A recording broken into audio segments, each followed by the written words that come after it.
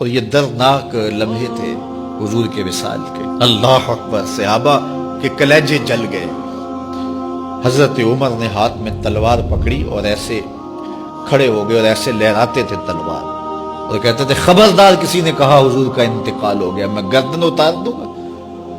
کوئی وصال نہیں ہوا حضور کا، حضور تھوڑی دیر بعد اپنی حالت پہ آ جائیں گے۔ یہ سکتے کی کیفیت ہے۔ حضرت زید بن عبداللہ کے بیٹے نے جا کے کہا ابا جی حضور کا انتقال ہو گیا، تو انہوں نے باغ میں پانی دے رہے تھے، سب کام چھوڑ دیا، ہاتھ اٹھائے گا اللہم اذہب بصری حتی لا ارا بعد حبیبی محمد احدا، اے اللہ مجھے اندھا کر دے، آنکھوں کے دیے اس لیے روشن تھے کہ تیرے محبوب کو دیکھوں، جب حضور چلے گئے ہیں تو میں نے یہ چراغ کیا کرنے، بجھا دے ان چراغوں کو۔ تو کیا کیفیت تھی۔ حضرت فاطمہ بول رہی ہیں میرے اوپر وہ مصیبتیں ٹوٹی ہیں، اگر یہ دنوں پہ ٹوٹ پڑتی تو دن کالی راتیں بن جاتے۔ تو تھوڑی خبر تھی حضور کا وصال۔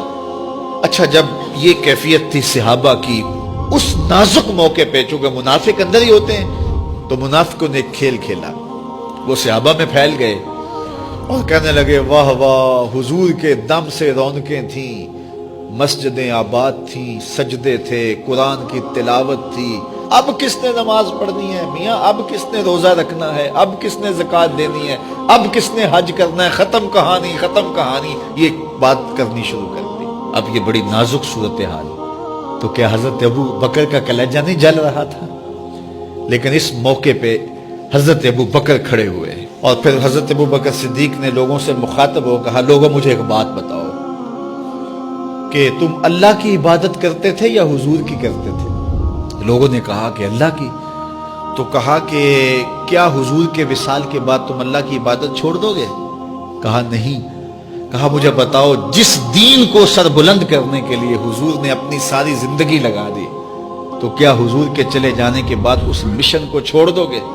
لوگوں نے کہا نہیں۔ تو کہا پھر اٹھو اور نبی کے دین کا پرچم تام لو۔ حضور کا وصال ہو گیا ہے، اب حضور کے مشن کو ہم نے اٹھانا اور اپنے کندھوں پہ وہ بوجھ لینا ہے۔ تو کیا جس کے لیے حضور نے اپنی جان تک دے دی، تو کیا ہم وہ مشن چھوڑ دیں گے؟ صحابہ کے اندر ہمت پیدا ہوئی، کہا کیوں چھوڑیں گے، ہم تو اٹھیں گے اور پہاڑوں سے بھی ٹکرا جائیں گے۔ تو یہ وہ موقع تھا جس موقع کو سنبھالا حضرت ابو بکر نے۔ منافق تو چال چل گئے تھے، صحابہ پر صدموں کے پہاڑ ٹوٹ رہے تھے، ساری ذریت اسلام ساری زندگی جو ہے وہ تعریفیں کرتی رہے، مدح و ستائش کرتی رہے، ابو بکر صدیق کا یہ حق نہیں ادا ہو سکتا۔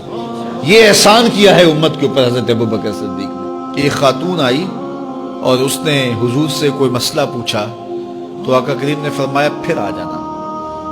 تو اس نے کہا اگر میں پھر آؤں اور آپ نہ ملیں، اس کا مطلب یہ تھا کہ آپ اس دنیا سے کوچ کر گئے ہوں، تو پھر تو فرمایا میں نہیں ملوں گا، ابو بکر تو ملے گا نا۔ تو علماء نے کہا یہ خلافت کی طرف اشارہ ہے۔ حضرت ابو بکر صدیق رضی اللہ تعالیٰ عنہ سے بہت زیادہ حضور پیار کرتے تھے، اور آقا کریم علیہ السلام نے اپنی زندگی میں 3 دن ان کو مصلی پہ کھڑا کیا ایام مرض میں، پھر 17 نمازیں حضور کی موجودگی میں حضرت ابو بکر صدیق نے پڑھائی، پھر حضور کا وصال ہو گیا۔ فرمایا حضور علیہ السلام نے انت صاحبی فی الغار و صاحبی علی الحوض، اے ابو بکر تم غار میں بھی میرے ساتھی ہو اور حوض کوثر میں بھی میرے ساتھی ہو۔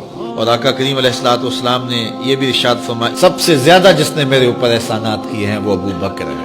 حضور نے فرمایا کسی کے مال نے مجھے اتنا نفع نہیں دیا جتنا ابو بکر کے مال نے دیا، جتنا ابو بکر کے مال نے دین کو، اسلام کو، میرے کاز کو نفع دیا ہے، میرے حضور نے فرمایا اتنا کسی کے مال نے نفع نہیں دیا۔